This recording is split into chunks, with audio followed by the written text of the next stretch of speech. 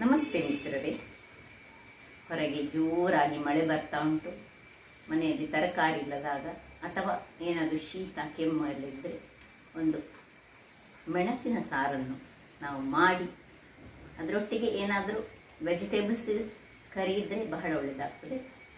ಹಾಗಾದರೆ ಇವತ್ತು ನಾನು ಕರಿಮೆಣಸಿನಿಂದ ಒಂದು ಆರೋಗ್ಯಭರಿತವಾದ ಸಾರನ್ನು ಮಾಡಲಿಕ್ಕಿದ್ದೇನೆ. ಇದಕ್ಕೆ ನಾವು ಪೆಪ್ಪರ್ ಸಾರು ಅಂತ ಸಹ ಹೇಳ್ಬೋದು. ಬಟ್ ಇದಕ್ಕೆ ನಾವು ಜೀರವನ್ನು ಸಹ ಯೂಸ್ ಮಾಡಿ ಆ ಪೆಪ್ಪರ್ ಮತ್ತು ಜೀರದ ಅಂಶ ನಮ್ಮ ದೇಹಕ್ಕೆ ಈ ಜ್ವರ, ಶೀತ, ನೆಗಡಿ ಅಥವಾ ಡೆಂಗ್ಯೂ ಯಾವುದೇ ಇದ್ದರೂ ಸಹ ಒಂದು ಬಾಯಿ ರುಚಿಯನ್ನು ಕೊಡುವಂಥದ್ದು.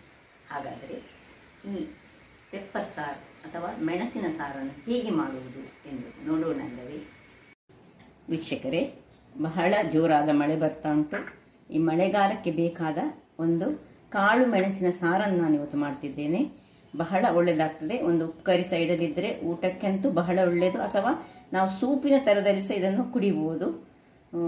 ಇಲ್ಲಿ ನೋಡಿ, 1.5 ಚಮಚದಷ್ಟು ಜೀರಿಗೆ ಇಟ್ಟುಕೊಂಡಿದ್ದೇನೆ ನಾನು.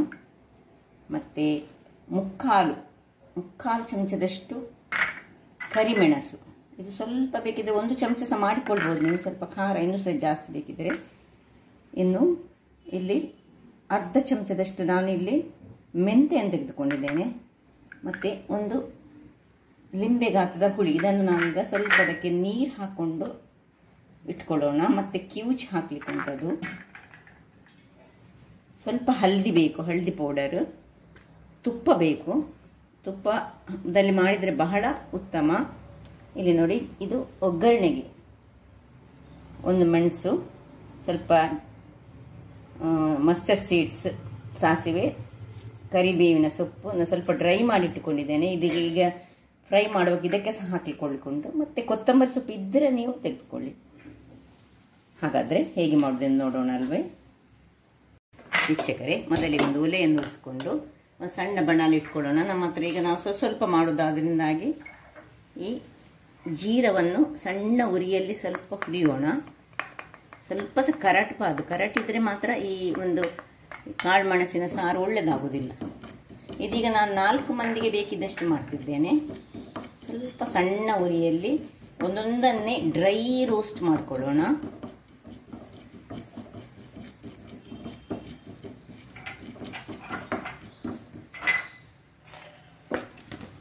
ಸ್ವಲ್ಪ ಮೆಣಸು ಹೀಗೆ ಡ್ರೈ ರೋಸ್ಟ್ ಆಗುವಾಗ ಇದನ್ನು ತೆಗೆದು ಒಂದು ಬೇರೆ ಬಟ್ಟಲಿಗೆ ಹಾಕೊಳ್ಳೋಣ. ಅದೇ ಇದರಲ್ಲಿ ಬೇರೆ ಬೇರೆಯಾಗಿ ಹುರಿಬೇಕಿದೀಗ. ಸ್ವಲ್ಪ ಕಾಳು ಮೆಣಸು, ಇದು ಹಾಗೆ ಸಣ್ಣದಾಗಿ ಹುರಿದುಕೊಳ್ಬೇಕು. ಎಲ್ಲವನ್ನು ಸಹ ಸಣ್ಣದಾಗಿ ಸಣ್ಣ ಉರಿಯಲ್ಲೇ ಹುರಿದುಕೊಳ್ಬೇಕು. ಎಲ್ಲ ಡ್ರೈ ರೋಸ್ಟ್ ಮಾಡೋದು. ಬಟ್ ಒಂದು ಪದಾರ್ಥ ಮಾತ್ರ ನಾವೀಗ ಅದಕ್ಕೆ ಸ್ವಲ್ಪ ತುಪ್ಪ ಹಾಕಿ ಮಾಡಿಕೊಳ್ತೇವೆ. ಇಷ್ಟಾಗುವಾಗ ಇದನ್ನು ತೆಗೆದುಕೊಳ್ಳೋಣ. ಇನ್ನು ಈ ಮೆಂತೆಯನ್ನು ಸಹ ಹಾಗೆ ಹುರಿಯೋಣ. ಮೆಂತೆ ಸಹ ಹಾಗೆ ಕರಟಬಾರ್ದು, ಕರಟಿದ್ರೆ ಕಹಿ ಬರ್ತದೆ. ಸಣ್ಣ ಉರಿಯಲ್ಲಿ ಇದಕ್ಕೆ ಸ್ವಲ್ಪ ತುಪ್ಪ ಹಾಕೊಳ್ಳೋಣ. ಮೆಂತೆಗೆ ನಾವು ಈ ಮೆಂತೆಗೆ ತುಪ್ಪ ಹಾಕೊಂಡು, ಈ ನೋಡಿ ಕರಿಬೇವಿನ ಸೊಪ್ಪು, ನಾನು ಡ್ರೈ ಕರಿಬೇವಿನ ಸೊಪ್ಪು ಮಾಡಿರ್ತೇನೆ. ಅಂದರೆ ಸ್ವಲ್ಪ ಸಹ ಅದರಲ್ಲಿ ನೀರಿರಬಾರ್ದು ನೋಡಿ. ಒಂದು ಸಾಧಾರಣ ಒಂದು ಇಷ್ಟು ಹಿಡಿಯಷ್ಟು ಹಾಕೊಳ್ಳಿ. ಸ್ವಲ್ಪ ತುಪ್ಪದಲ್ಲಿ ಹುರಿದುಕೊಳ್ಬೇಕು ಇದನ್ನು. ಆಯಿತು, ಸಾಕು. ಹೆಚ್ಚಾದರೆ ಎಲ್ಲವನ್ನು ಸಹ ನಾವು ಈಗ ಒಟ್ಟಿಗೆ ಇದನ್ನು ಆರ್ಲಿಕ್ಕೆ ಬಿಡೋಣ. ವೀಕ್ಷಕರೇ, ಇದು ಸ್ವಲ್ಪ ತಣ್ಣಗಾದ್ಮೇಲೆ ಇದನ್ನು ನಾನೀಗ ಡ್ರೈ ರೋಸ್ಟ್ ಇದನ್ನು ಪೌಡರ್ ಮಾಡಿಕೊಳ್ತೇನೆ. ಡ್ರೈ ರೋಸ್ಟ್ ಮಾಡಿದ್ದು ಮತ್ತು ಸ್ವಲ್ಪ ಎಣ್ಣೆ ಹಾಕಿದಂತಹ ತುಪ್ಪ ಹಾಕಿದಂಥದ್ದನ್ನು ಇದನ್ನು ಈಗ ತಣ್ಣಗಾಗಲಿ ಬಿಡ್ತಿದ್ದೇನೆ. ವೀಕ್ಷಕರೇ, ಇಲ್ಲಿ ನೋಡಿ ತಣ್ಣಗಾಗಿದೆ. ಈಗ ಇದನ್ನು ಒಂದು ಸಣ್ಣ ಜಾರ್ನಲ್ಲಿ ಹಾಕಿ ಇದನ್ನು ಒಳ್ಳೆ ಫೈನ್ ಪೌಡರ್ ಆಗಬೇಕು. ಫೈನ್ ಪೌಡರ್ ಆಗಿ ನೀವು ಬೇಕಿದ್ರೆ ಹೆಚ್ಚು ಸಹ ಮಾಡಿಟ್ಟುಕೊಂಡು ಇದನ್ನು ನಾವು ಒಂದು ಡಬ್ಬದಲ್ಲಿ ಹಾಕಿಡ್ಬೋದು. ಆಗ ಮಾತ್ರ ನೀವು ಏನು ಮಾಡಬೇಕು ಹೇಳಿದರೆ, ಈ ತುಪ್ಪದಲ್ಲಿ ಹುರಿಬಾರ್ದು, ಡ್ರೈ ಇದನ್ನು ಸಹ ಹಾಗೆ ಡ್ರೈ ಆಗಿ ಹುರಿದು ಮತ್ತೆ ಪೌಡರ್ ಮಾಡಿಟ್ಕೊಳ್ಬೋದು. ಈಗ ಇದನ್ನು ನಾನು ಒಳ್ಳೆ ಫೈನ್ ಪೌಡರ್ ಮಾಡಿಟ್ಕೊಳ್ತೀನಿ. ವೀಕ್ಷಕರೇ ನೋಡಿ, ಒಳ್ಳೆ ಪೌಡರ್ ಆಗಿದೆ. ಇದನ್ನೀಗ ಸೈಡಿಗೆ ಇಟ್ಕೊಳ್ಳೋಣ. ಇಲ್ಲೊಂದು ಬಣಾಲೆಯನ್ನು ಇಟ್ಟುಕೊಂಡು ಗ್ಯಾಸನ್ನು ಉರಿಸಿ ಇದಕ್ಕೊಂದು 2 ಟೀ ಸ್ಪೂನ್ನಷ್ಟು ತುಪ್ಪ ಹಾಕೊಳ್ಳೋಣ. ತುಪ್ಪ ಹಾಕೊಂಡ್ರೆ ಅದು ತುಂಬ ಚೆನ್ನಾಗಿ ಬರೋದು. 2 ತುಪ್ಪ ಬಿಸಿ ಆಗುವಾಗ ನಾವು ಈ ಸಾಸಿವೆಯನ್ನು ಹಾಕೊಳ್ಳೋಣ. ಇದಕ್ಕೆ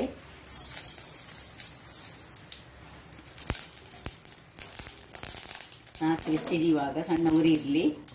ಸ್ವಲ್ಪ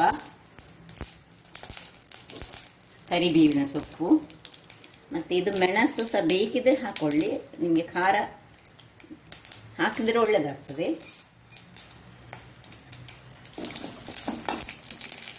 ಇನ್ನು ಸ್ವಲ್ಪ ಹಳದಿ ಪೌಡರನ್ನು ಇದಕ್ಕೆ ಹಾಕೊಳ್ಳೋಣ. ಹಳದಿ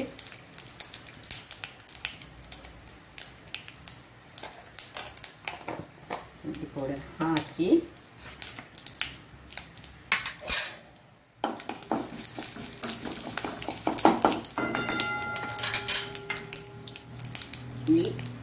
ಕಿವುಚಿಟ್ಟುಕೊಂಡು ಸ್ವಲ್ಪ ಸಿದ್ರದ ಎಲ್ಲ ಕಿವುಚಿ ಒಳ್ಳೆ ಎನಿಸಬೇಕು. ಅದನ್ನು ಚೆನ್ನಾಗಿ ಕಿವುಚಿಕೊಳ್ಳೋಣ. ವೀಕ್ಷಕರೇ, ಇದು ಇಡೀ ಒಂದು ಲಿಂಬೆ ಗಾತ್ರದ ಹುಳಿ ನಮಗೆ ಬೇಕಾಗ್ತದೆ. ಹುಳಿ ಮಸ್ಟ್.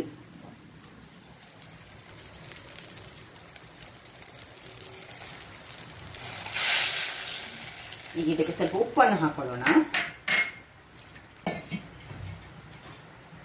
ರುಚಿಗೆ ತಕ್ಕಷ್ಟು ಉಪ್ಪು. ಈಗ ಇನ್ನು ದೊಡ್ಡ ಉರಿ ಮಾಡ್ಕೊಳ್ಳೋಣ. ಹೆಚ್ಚು ಉಪ್ಪು ಹಾಕ್ಲಿಕ್ಕೆ ಹೋಗಬೇಡಿ, ಯಾಕೆಂದರೆ ನಾವು ಮಾಡುವಂತಹದ್ದು ಹೆಚ್ಚು ಉಪ್ಪಾಗಬಾರ್ದು. ರುಚಿಗೆ ತಕ್ಕಷ್ಟು ನಮ್ಗೆ ಇಷ್ಟದು ನಮಗೆ ಸಾರು ಮಾಡುವಾಗ ನಾವು ಮಾಡೋ ಹಾಗೆ.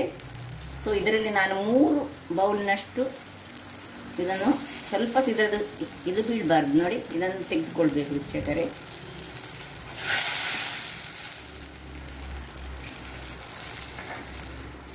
ಇಷ್ಟು ಬರ್ತದೆ, 1 ಲಿಂಬೆ ಗಾತ್ರದಷ್ಟು ನಮಗೆ ಬೇಕು.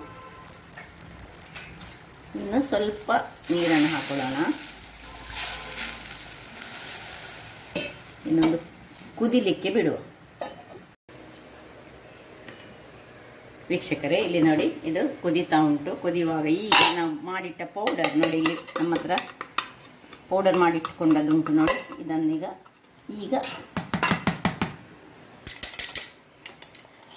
ನೋಡಿ 1 ಸ್ಪೂನ್, ಒಟ್ಟು 2 ಸ್ಪೂನ್ ಆಗ್ತದೆ ಇದು. ಇದನ್ನೆಲ್ಲವನ್ನು ಹಾಕ್ಕೊಂಡು ನಾನು ಹೇಳಿದ ಹಾಗೆ 4 ಮಂದಿಗೆ ಮಾತ್ರ ಆಗುವಂಥದ್ದು. ಇನ್ನು ಸ್ವಲ್ಪ ಇದಕ್ಕೆ ನೀರನ್ನು ಹಾಕ್ಕೊಂಡು ಮಿಕ್ಸಿಗೆ ಪೌಡರ್ ಮಾಡಿದ್ದಕ್ಕೆ ಹಾಕೊಳ್ಳೋಣ. ಇನ್ನು 1 ಕುದಿ ಬರಲಿಕ್ಕೆ ನಾವು ಬಿಡಬೇಕು ಇದನ್ನು. ವೀಕ್ಷಕರೇ ನೋಡಿ, 1 ಕುದಿ ಬರ್ತಾ ಉಂಟು. ಈಗ ನಾನು ಇದಕ್ಕೆ 1 ಪಿಂಚ್ ಬೆಲ್ಲವನ್ನು ಹಾಕೊಳ್ತಿದ್ದೇನೆ. ಇದು ಆಪ್ಷನಲ್, ನಿಮಗೆ ಬೇಕಿದ್ರೆ ಹಾಕೊಳ್ಬೋದು, ಬೇಡದಿದ್ರೆ ನೀವು ಇದನ್ನು ಸ್ಕಿಪ್ ಮಾಡ್ಕೊಳ್ಬೋದು.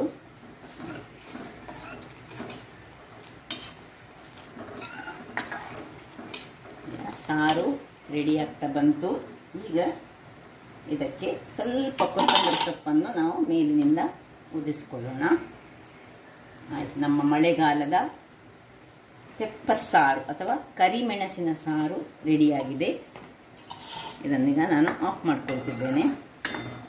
ಹೇಗೆ ಬಂದಿದೆ ನೋಡಿ, ಒಳ್ಳೆ ಊಟಕ್ಕೆ ಅಥವಾ ಹೀಗೆ ಸಹ ಕುಡಿಬೋದು. ವೀಕ್ಷಕರೇ ನೋಡಿ, ಇನ್ನೀಗ ಸರ್ವ್ ಮಾಡುವ ಟೈಮ್. ಏನು ಚೆನ್ನಾಗಿ ಬಂದಿದೆ ನೋಡಿ. ಇಲ್ಲಿ ನಾನೊಂದು ಹಪ್ಪಳ ಸಹ ಕರೆದಿಟ್ಟುಕೊಂಡಿದ್ದೇನೆ.